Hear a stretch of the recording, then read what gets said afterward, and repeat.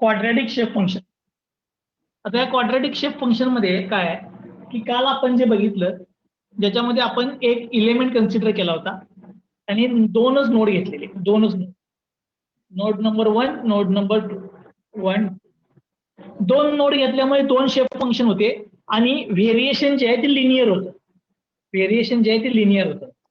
मग या linear variation मध्ये प्रॉब्लेम काय येतोय, जर समजा मी एक कॅन्टिलिव्हर बीम घेतला आणि त्याच्यावरती डिफ्लेक्शन दाखवलं तर मधल्या पॉईंटचे येणारे आन्सर्स जे असतात सगळे ते अप्रॉक्सिमेट येतात, म्हणजे तेवढी परफेक्ट येत नाही. ठीक आहे.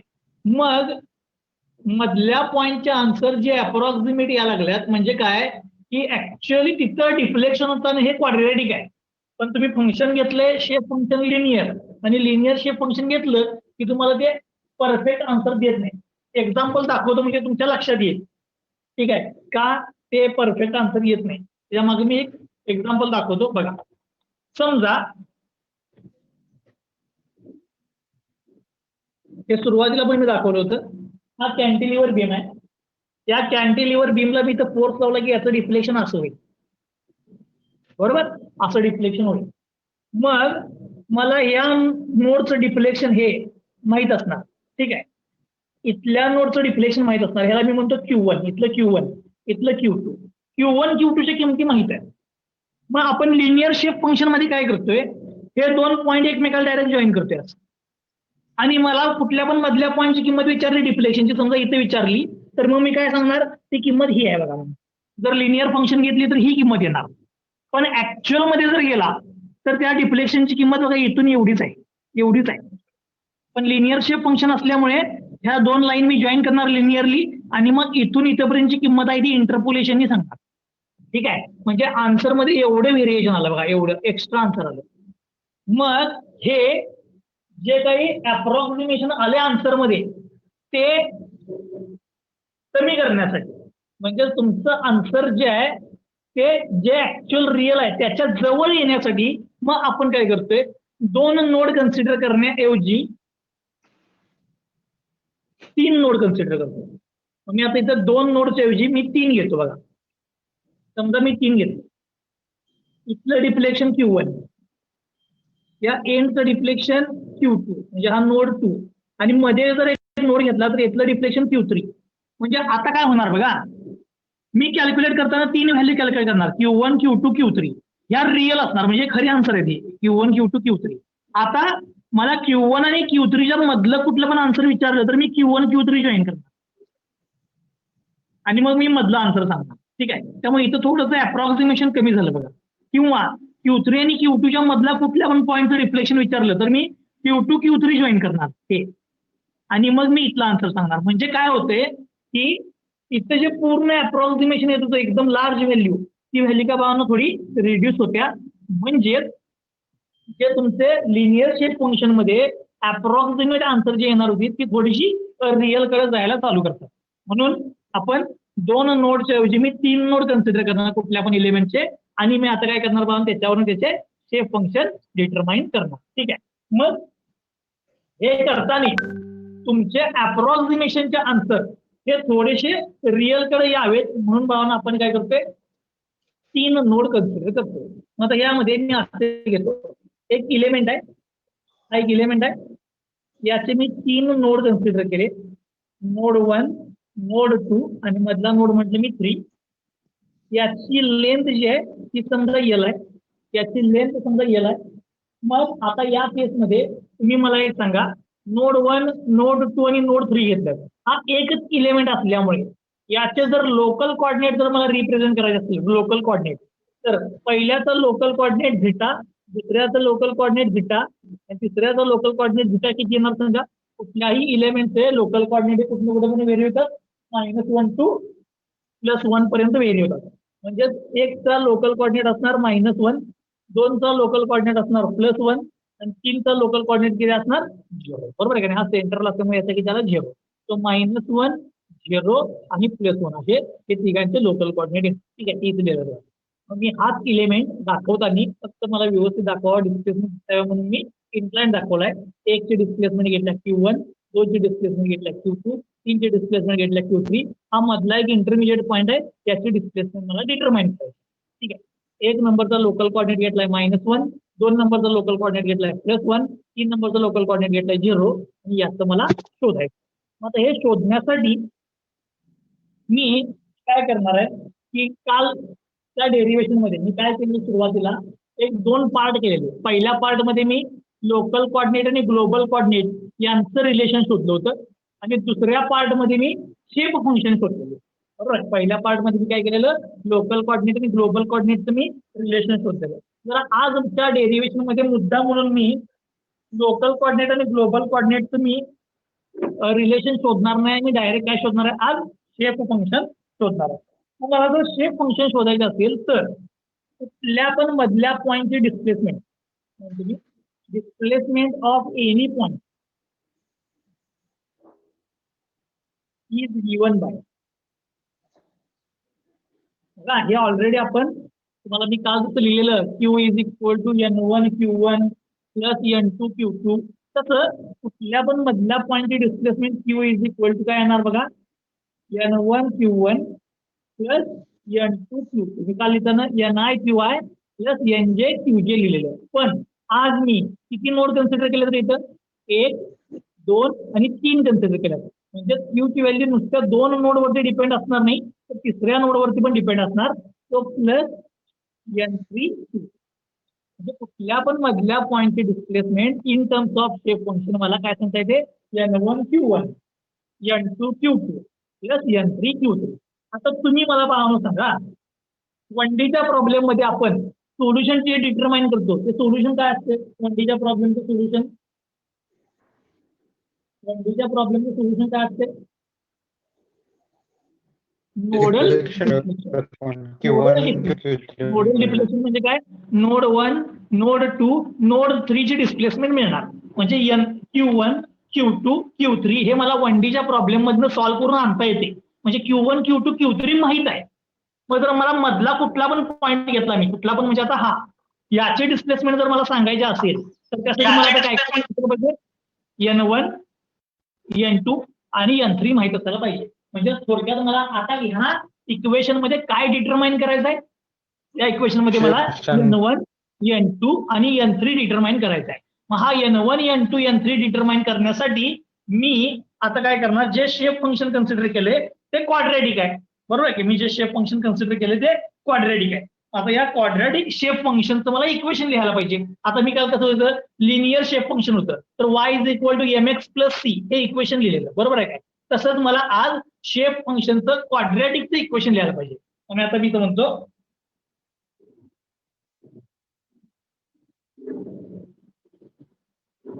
as the quadratic element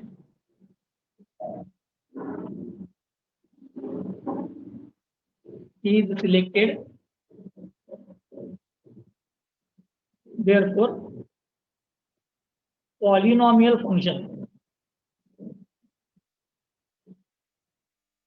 must be quadratic. ठीक आहे, म्हणजे शेप फंक्शनचं जे मी फंक्शन घेणार ते काय असणार, क्वाड्रॅटिक असणार. आता काल बघा, कालचं मी थोडंसं सांगतो. असं लिहिलं बघा मी, y is equal to mx plus c. y म्हणजे शेप फंक्शन म्हणजे n इज इक्वल टू, काल काय लिहिलं बघा, mx प्लस c. m हा कॉन्स्टंट आहे, c हा कॉन्स्टंट आहे. मग मी याला म्हणलेलं a0 आणि a असं म्हणलेलं, a0 आणि a1. आणि हा जो x आहे तो म्हणजे काय असते, लोकल कॉर्डिनेट. ठीक आहे, आता हे झालं काल लिनियर शेप, हे लिनियरच होतं. क्वाड्रॅटिकचं इक्वेशन सांगा मला, क्वाड्रॅटिकचं इक्वेशन असं, क्वाड्रॅटिकचं इक्वेशन काय ना.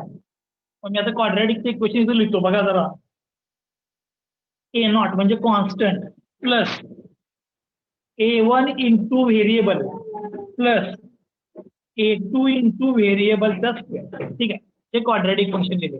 काल हे लिनियर होतं, आज मी काय केले पहा, क्वाड्रॅटिक. क्वाड्रॅटिक म्हणजे in terms of square vary होणार, in terms of square vary होणार.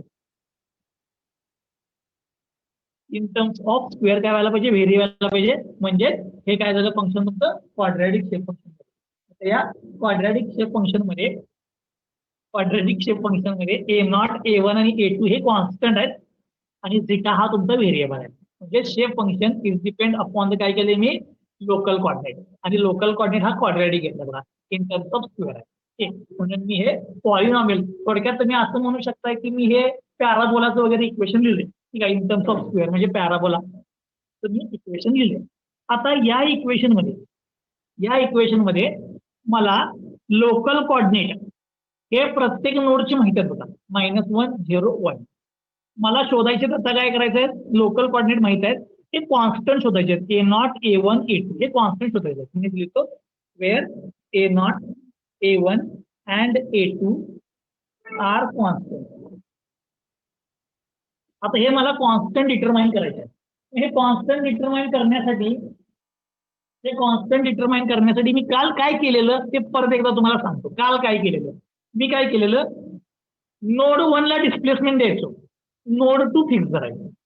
दुसऱ्या वेळी काय करायचं, नोड 1 फिक्स करायचं, नोड 2 ला डिस्प्लेसमेंट द्यायचं, बरोबर काय. आणि त्याच्यावरनं मी A0 A1 A2 च्या किमती शोधल्या होत्या.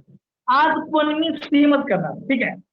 मी जे काल केलेलं तेच करणार, नोड 1 ला डिस्प्लेसमेंट द्यायची, बाकीचे नोड हे काय करायचे, फिक्स धरायचे, ठीक आहे. मग मी आता इथं पहिली कंडिशन लिहितो, पहिली कंडिशन, ठीक आहे. Consider displacement V1 to node 1, displacement मी नोड 1 ला दिल्या, comma node 2 and 3 are fixed. म्हणजे मी 2 आणि 3 हे काय केले, फिक्स केले, आणि फक्त डिस्प्लेसमेंट मी कुणाला दिली, नोड 1 लाच दिली. ओके. मग आता या कंडिशनसाठी जरा लक्ष द्या, मी फिगर पहिला ड्रॉ करतो. काल कसं ड्रॉ करतो तो, हे बघा, नोड 1 फिक्स केलाय, नोड 2 ला डिस्प्लेसमेंट दिल्या, या असं यायला पाहिजे फंक्शन, ठीक आहे. तर मी आजचं फंक्शन दाखवतो, हे लय महत्वाचं आहे. बघा, पहिल्यांदा 3 एलिमेंट दाखवतो, पहिला 3 नोड दाखवतो, नोड 1 नोड 3 नोड 2. आता मी डिस्प्लेसमेंट कोणाला देणार इथं, नोड 1 ला, म्हणजे सगळ्यात जास्त डिस्प्लेसमेंट नोड 1 चे असणार बघा इथं, हे म्हणजे Q1 असणार, मॅक्सिमम डिस्प्लेसमेंट. नोड 2 आणि नोड 3 मी फिक्स धरलाय, म्हणजे जर इथं मी फोर्स लावला, फोर्स, तर याची डिस्प्लेसमेंट होताना अशी होणार, बरोबर आहे. म्हणजे मी इथं जर फक्त फोर्स लावला तर हा तुमचा बीम बेंड होताना हे असा व्हायला पाहिजे, बरोबर. म्हणजे नोड 3 ची डिस्प्लेसमेंट 0 येत्या, नोड 2 ची डिस्प्लेसमेंट 0 येत्या. आणि जर तुम्ही व्यवस्थित बघितला तर ही जी कर्व फॉर्म झाली, आता ही कर्व होतं नाही बघा, काय मे बी पॅराबोलिक असेल, म्हणजे क्वाड्रॅटिक कर्व, ठीक आहे. म्हणजे हा नोड 1 आहे, हा नोड 2 आहे, नोड 3 ला डिस्प्लेसमेंट 0 आहे, 2 ला डिस्प्लेसमेंट 0 आहे, आणि 1 ला डिस्प्लेसमेंट दिला तर हे असं यायला पाहिजे, ठीक आहे. आता ही जी कर्व आहे ही क्वाड्रॅटिक कर्व. मग याच्यावरून मला तुम्ही बाउंड्री कंडिशन सांगा तर, असं बाउंड्री कंडिशन म्हणजे काय. आता काल मी कसं लिहायचो, N1 = 1. आता सांगा, इथं 1 ला डिस्प्लेसमेंट दिल्या, याचा अर्थ N1 किती असायला पाहिजे, N1 किती असायला पाहिजे, 2 आणि 3 फिक्स आहे, 2 आणि 3 फिक्स आहे, याचा अर्थ N1 = किती येणार, 1. त्यावेळेला N2 किती असणार, फिक्स असल्यामुळे इथं ह्या केसमध्ये N2 किती असणार, 0. तसंच 3 पण फिक्स आहे, म्हणजे N3 किती असणार, 0. म्हणजे N1 1 आहे, N2 0 आहे, N3 0 आहे, ठीक आहे. तसंच एक नंबरचा लोकल कॉर्डिनेट किती आहे, एक नंबरचा लोकल कॉर्डिनेट -1, 2 चा +1, 3 चा 0, ते पण पुढे लिहितो. इथला झिटा आहे -1, 2 चा झिटा आहे +1, 3 चा झिटा आहे 0. ओके. म्हणजे मी काय केलं, ही जी कंडिशन घेतली, एक नंबरच्या नोडला फक्त फोर्स लावला म्हणजे डिस्प्लेसमेंट आली, 2 नंबर आणि 3 नंबर मी फिक्स केले, त्यासाठी ह्या किमती येतात. मग आता ह्या किमती सगळ्या उचला आणि काय करा, ह्या पॉलिनॉमियल फंक्शन मध्ये पुट करा इथं, ठीक आहे. म्हणून मी याला म्हणतो इक्वेशन नंबर 1. तर या पॉलिनॉमियल फंक्शन मध्ये आपण पुट करूया, ठीक आहे. शेप फंक्शनचं क्वाड्रॅटिक फंक्शन जे आहे पॉलिनॉमियल, त्याच्यामध्ये पुट करूया, आणि म्हणून पुट इन 1.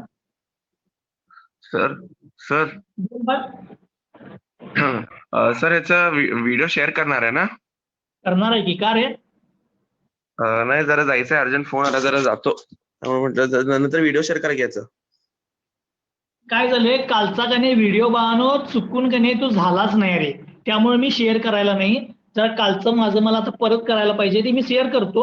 आजचा व्हिडिओ चालू आहे करायचं, ठीक आहे, ते तुम्हाला मी शेअर करतो. कालचा व्हिडिओ चुकून झालेला नाही आहे, तो मला परत करायला पाहिजे म्हणून केलेला नाही, ठीक आहे. बघा, सो मी 1 नंबरला डिस्प्लेसमेंट देऊन 2 नंबर आणि 3 नंबरचं मी इथं किमती लिहिल्या. आता ह्या सगळ्या किमती मी 1 नंबरमध्ये पुट करतो.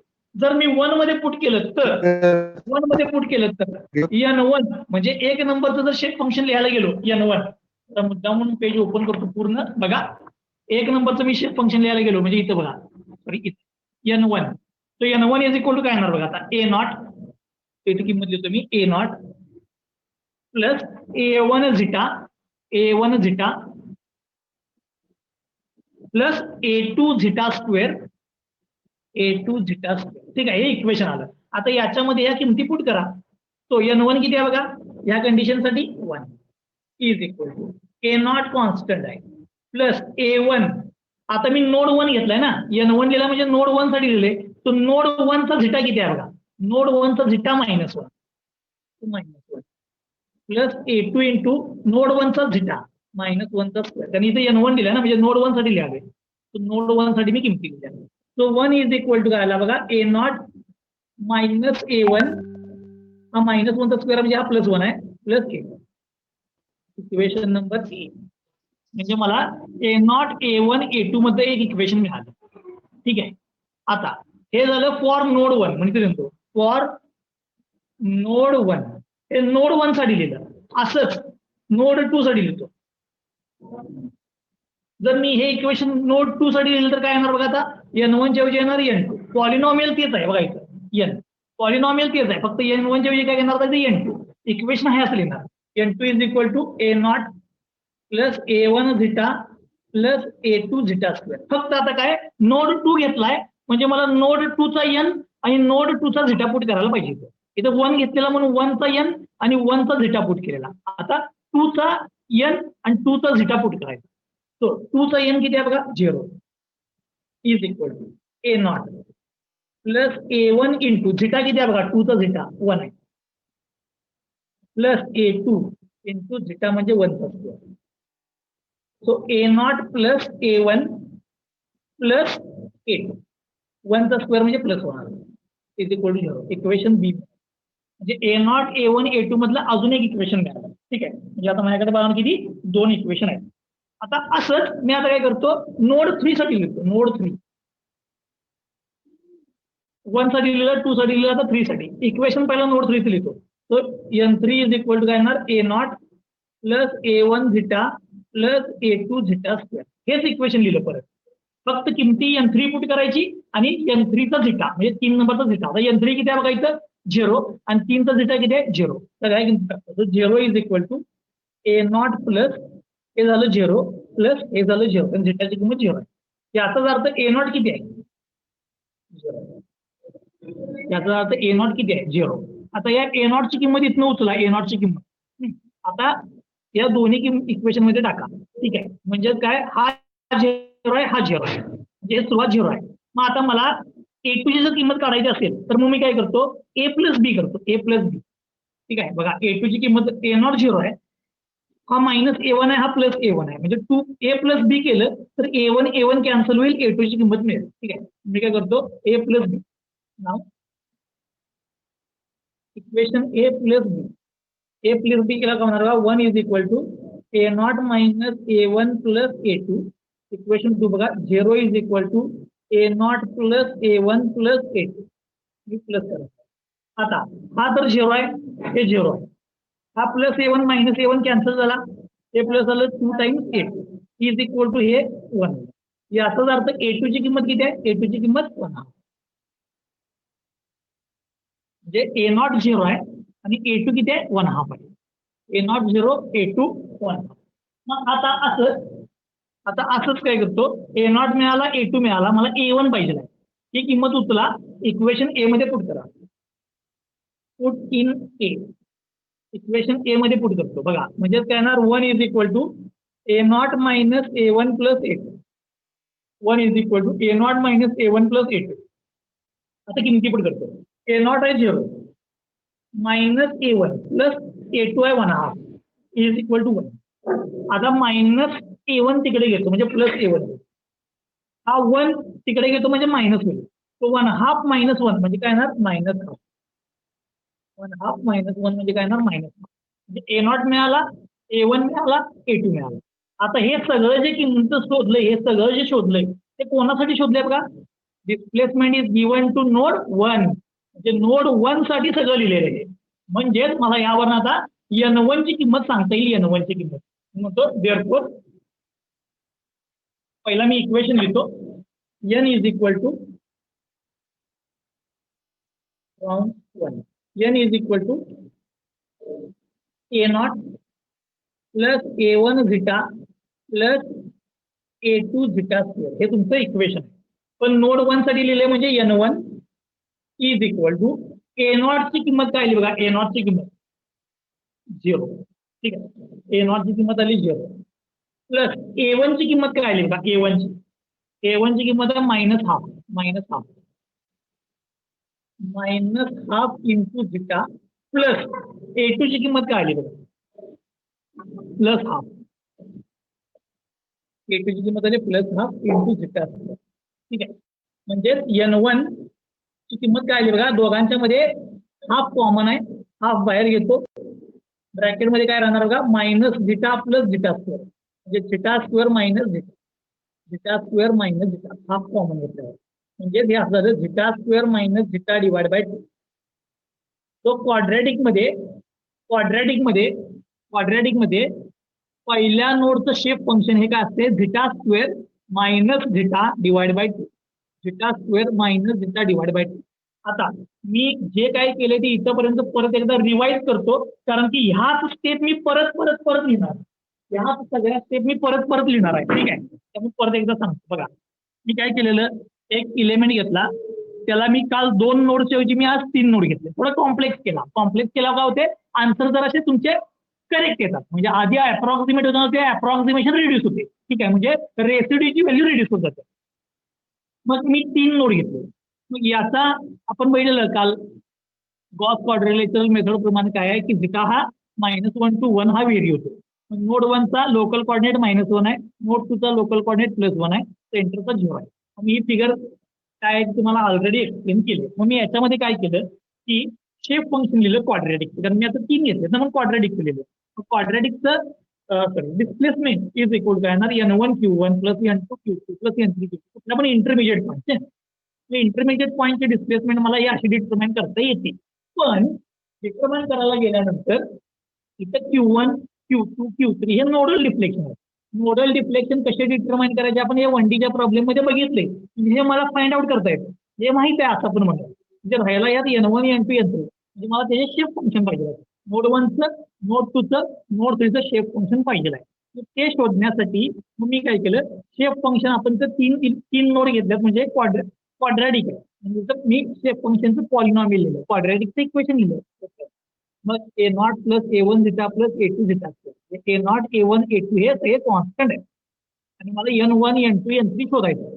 ठीक आहे. मला ए नॉट A1 A2 शोधण्यासाठी मी एक पहिली कंडिशन घेतली. काय कंडिशन घेतली नोड 1 ला डिस्प्लेसमेंट दिली 2 आणि 3 फिक्स झाला. नोड 1 ला डिस्प्लेसमेंट दिली 2 आणि 3 फिक्स झाला. मग त्यानुसार मी इथं लिहिलं की N1 N2 N3. एक ला डिस्प्लेसमेंट दिला फक्त N1 1 आहे. 2 3 फिक्स आहेत म्हणजे N2 N3 0 आहे. आणि त्यांचे लोकल कॉर्डिनेट जे काय ते लिहिलं.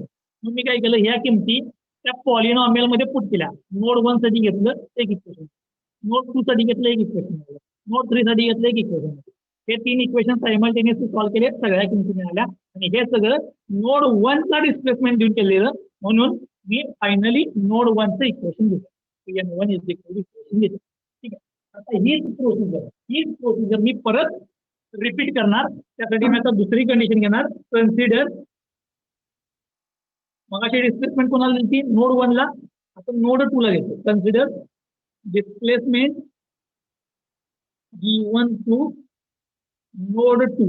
नोड 2 ला मी डिस्प्लेसमेंट दिली कॉमा देतो. ठीक आहे. And node 1 and 3 are fixed. ठीक आहे.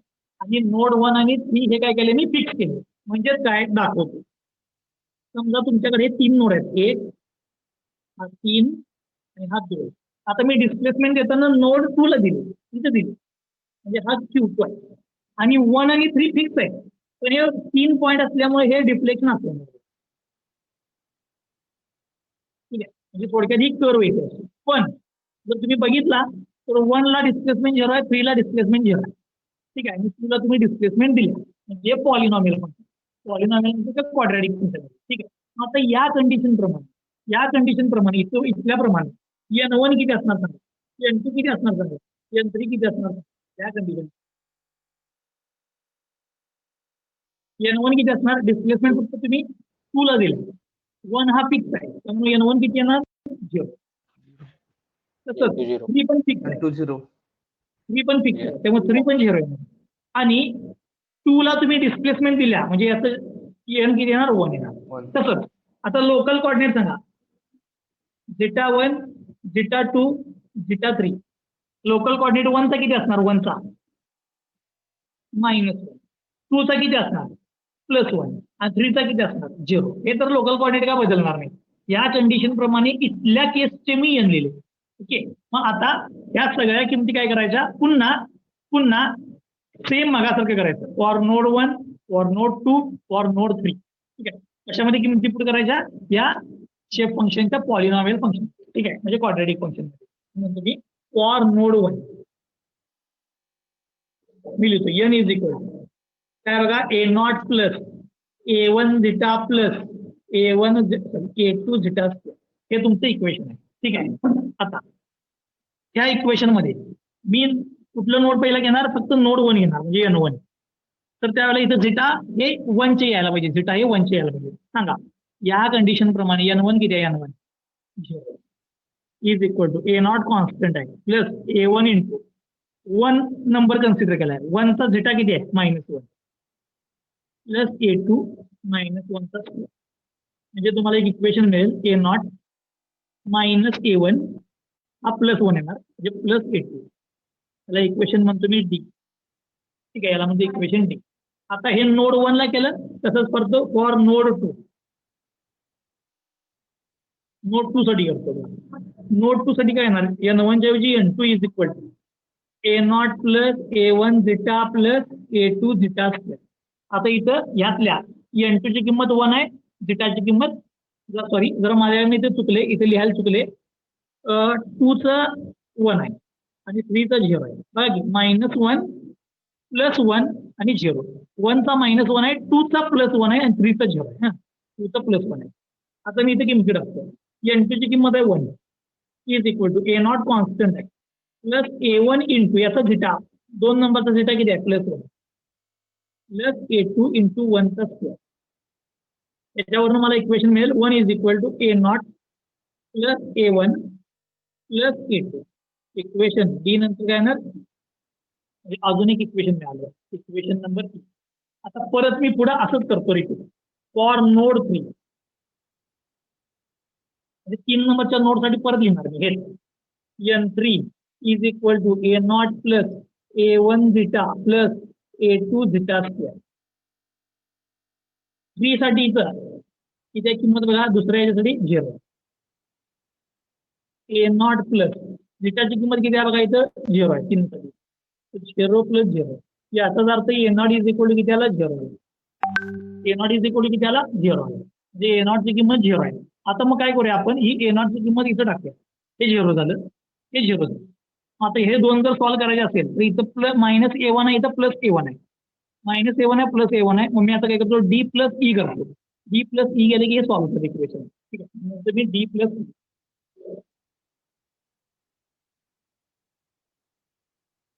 D प्लस E करतो बघा. D 0 is equal to A0 minus A1 plus A2.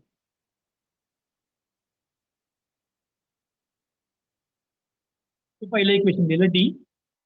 त्यानंतर E लिहितो 1 is equal to A0 plus A1 plus A2.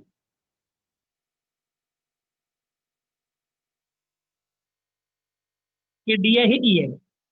दोघांचे ऍडिशन करा. ते तर 0 आहे, 0 झालं. ठीक आहे, हे कॅन्सल झालं. 2 times A2 is equal to 1. याचाच अर्थ A2 इज इक्वल टू किती आला? 1/2. A2 इज इक्वल टू किती आला? 1/2. बघा, इथं मला A0 मिळाला, आता मला A2 मिळाला. मग काय करूया, त्या किमती उचला, इक्वेशन डी मध्ये पुट करा. डी मध्ये पुट केले की तुम्हाला A1 मिळेल. फ्रॉम डी मध्ये पुट करा. डी मध्ये पुट करा. डी मध्ये म्हणजे काय येणार बघा, 0 is equal to A0 minus A1 plus A. किमती पुट करतो. 0 इज इक्वल A0 0 आला, A1 माहित नाही, A2 ची किंमत आली हाफ. A2 ची किंमत हाफ. तो A1 इज इक्वल टू किती येणार? म्हणजे A1 पण प्लस 1/2 आला, A2 पण प्लस 1/2 आला, आणि A3 किती आलाय? सॉरी, A0 किती आलाय? 0. आता या सगळ्या किमती उचला, A1 A0 हे एक कुठल्या कंडिशन साठी सॉल्व्ह केले बघा? Displacement is given to node 2. जे नोड 2 साठी सगळं केलंय मी. ठीक आहे, नोड 2 साठी. म्हणून therefore shape function of node 2 N2 is equal to A0 plus A1 zeta plus A2 zeta square. ठीक आहे, याच्यामध्ये A0 A1 A2 सगळं शोधले जातं नोड 2 साठी. A0 0 आहे, प्लस 1/2 झिटा प्लस A2 पण 1/2 आहे झिटा स्क्वेअर. A0 A1 आणि A2 इथं आहेत बघा, प्लस 1/2 आलेत, आणि A0 किती आलता आपला? 0 आलता. तो N2 is equal to half common घेतो, ब्रॅकेट मध्ये काय राहणार बघा, झिटा प्लस झिटा स्क्वेअर. याचाच अर्थ zeta square plus zeta divide by 2. हे म्हणजे तुमचं शेप फंक्शन मिळालं तुम्हाला नोड 2 चं. जे नोड 2 चं शेप फंक्शन काय? Zeta square plus zeta divide by 2. Zeta square plus zeta divide by 2 हे म्हणजे तुमचं नोड 2 चं शेप फंक्शन आले. ठीक आहे, बघा आता तुम्ही जरा असं व्यवस्थित कम्पेअर करा. नोड 1 चं शेप फंक्शन काय बघा, zeta square minus zeta divide by 2. इथं काय? Zeta square plus zeta divide by 2. Node 1 चं शेप फंक्शन मिळालं, नोड 2 चं शेप फंक्शन मिळालं. जरा मागे जातो, इथं या. कुठल्या पण मधल्या पॉईंटचे डिस्प्लेसमेंट इज इक्वल टू काय? N1 Q1 N2 Q2 N3 Q3. Q1 Q2 Q3 nodal deflection आहेत. N1 N2 N3 नोडचे शेप फंक्शन आहेत. N1 आत्ता शोधला, N2 आत्ता शोधला, राहिला कोण? N3. आता तुम्ही सांगा N3 डिटरमाइन करायला काय करायला पाहिजे मला? N3 डिटरमाइन करण्यासाठी काय करायला पाहिजे?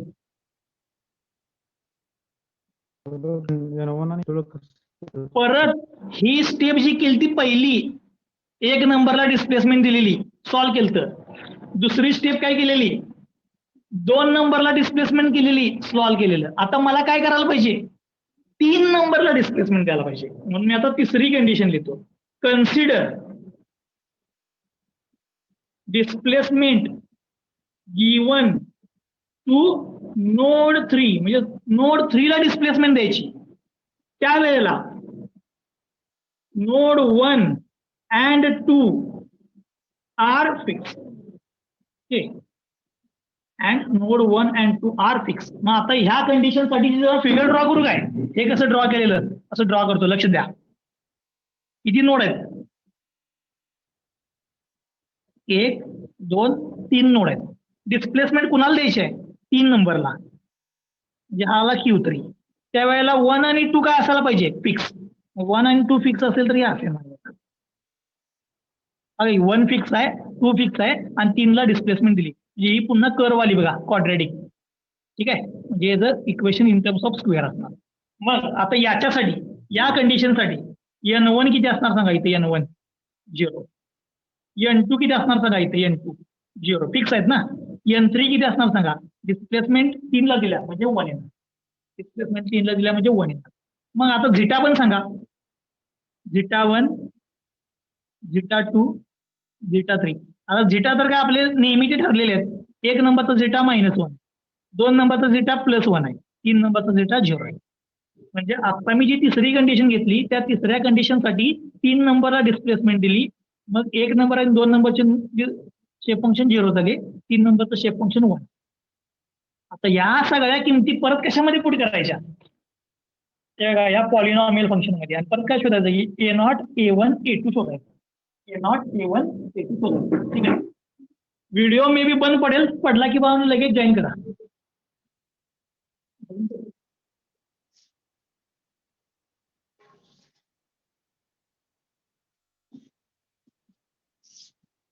आता बघा मी 3 नंबर मध्ये सॉल्व्ह करायला चालू करतो. ठीक आहे. मग आता सांगा परत येणार फॉर नोड 1 पहिला इक्वेशन लिहितो. n is equal to A0 plus A1 zeta plus A2 zeta square हे आपलं इक्वेशन आहे. आता दिलेल्या कंडिशन प्रमाणे मी N1 साठी लिहिलंय म्हणजे नोड 1. सांगा N1 किती आता या कंडिशनला 0 आणि झिटा किती आहे -1. म्हणजे N1 ची किंमत 0 घ्यायची, झिटाची किंमत -1 घ्यायची. तो N1 0 A0 प्लस झिटाची किंमत -1.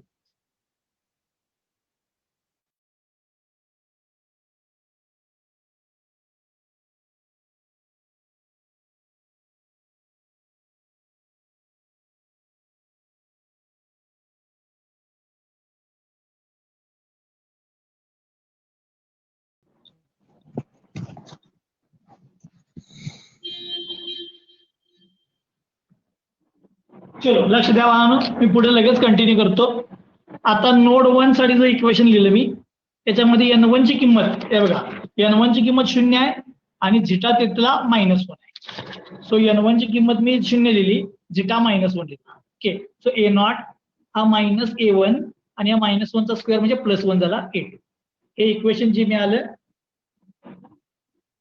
कुठेपर्यंत आलो मी मगाशी DE. आता याला म्हणतो मी इक्वेशन F, जे इक्वेशन F मिळालं मला. आता असंच फॉर नोड 2 लिहितो. N2 is equal to A0 plus A1 zeta plus A2 zeta square. आता दिलेल्या कंडिशन साठी नोड 2 साठी बघा इथं या कंडिशन मध्ये N2 0 आहे, झिटा 1 आहे. N2 0 आहे आणि झिटा हा 1 आहे.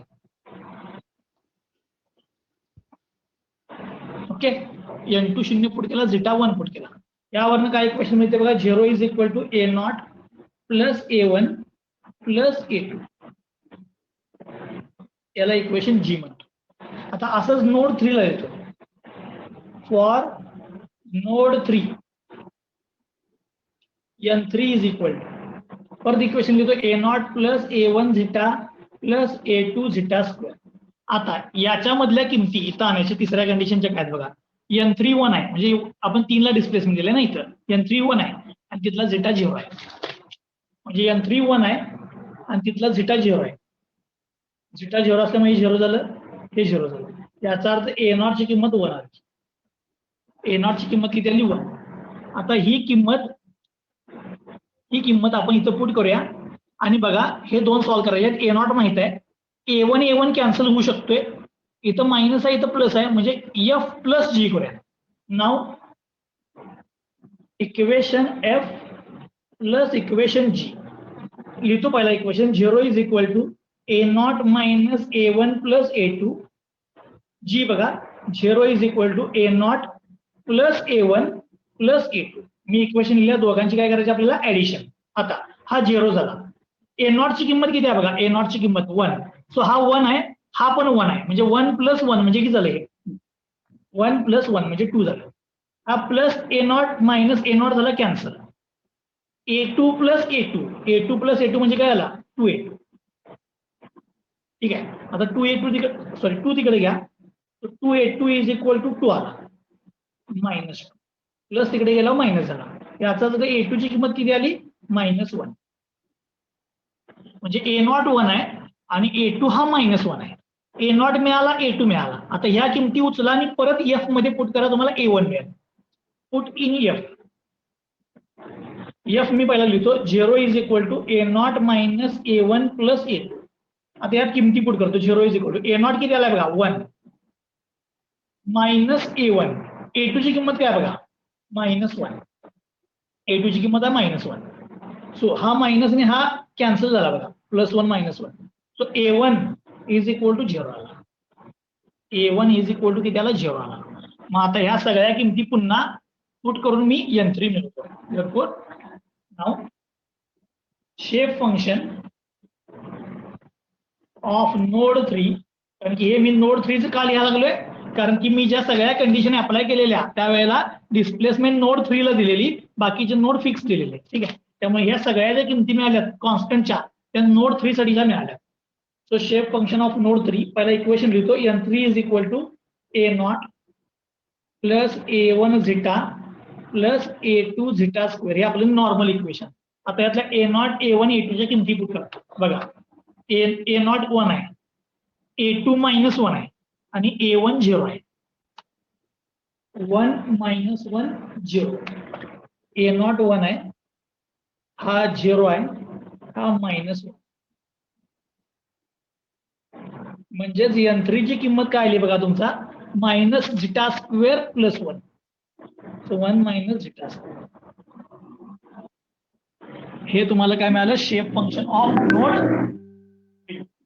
शेप फंक्शन ऑफ नोड 3 मिळालं, 1 - झिटा स्क्वेअर. आता या सगळ्या किमती, हे नोड 3, हे नोड 2 चं शेप फंक्शन, हे नोड 1 चं शेप फंक्शन उचलायचं आणि या इक्वेशन मध्ये आणून टाकायचं. सो कुठल्या पण मधल्या पॉईंटची displacement is equal to n1 ची किंमत आता शोधली, n2 ची किंमत आता शोधली, n3 ची किंमत आता शोधली, Q1 Q2 Q3 nodal deflection 1D च्या प्रॉब्लेम वरून मिळवायचे, तुम्हाला इंटरमिजिएट पॉईंटची डिस्प्लेसमेंट मिळते. ठीक आहे, आणि हे म्हणजेच काय बघा तुमचं क्वाड्रॅटिक शेप फंक्शन. हे म्हणजेच काय तुमचं क्वाड्रॅटिक शेप फंक्शन. जरा अवघड आहे. ठीक आहे, मी याचा आज व्हिडिओ बनवून संध्याकाळी अपलोड करतो, मग तुम्ही हे बघून घ्या. ठीक आहे, आता कुणाला जर यात काय डाऊट असेल तर विचारा, यात जर काय डाऊट असेल तर तुम्ही विचारा.